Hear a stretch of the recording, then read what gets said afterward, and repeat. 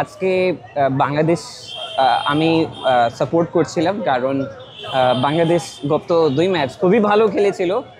প্রথমে Sri Lanka champion, Asia কাপের champion, তাদেরকে হারাইছিল বাংলাদেশ।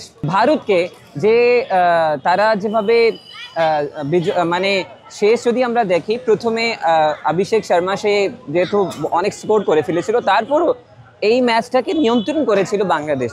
আর তাদের আজকে বোলিং খুবই ভালো ছিল। পাকিস্তানি টিমকে 135 রানে আটকানো এটা খুবই ভালো বিষয় ছিল।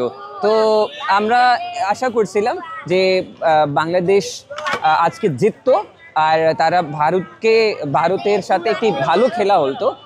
ভারত আর এইবার বাংলাদেশ এশিয়া কাপ জিততে পারতো। দিন শেষে হচ্ছে আপনার পাকিস্তান জিতে গেল এবং ফাইনাল খেলবে, বলা যায় অনেকদিন পরে একটা সুযোগ আছে। আপনি এখন কি বলবেন?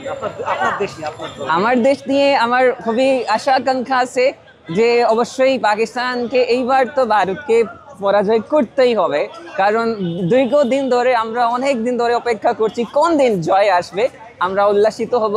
তো ইনশাল্লাহ এইবার আমাদের অনেক আকাঙ্ক্ষা, আল্লাহ তাআলা আবার সুযোগ দিয়েছেন পাকিস্তানকে, তো এইবার তো পাকিস্তানকে অবশ্যই ভারতকে হারাতে হবে। ওদের স্বপ্ন পূরণে পাশে থাকতে পেরে আমরা গর্বিত। আসলে নর্মালই খুব দেখা যাচ্ছে আসলে শ্রীলঙ্কা বা ইন্ডিয়ার সাথে খুব বাজেভাবে হাত হেরেছে। কামব্যাক করতে পারবে কিনা পাকিস্তান ফাইনালে? দেখেন,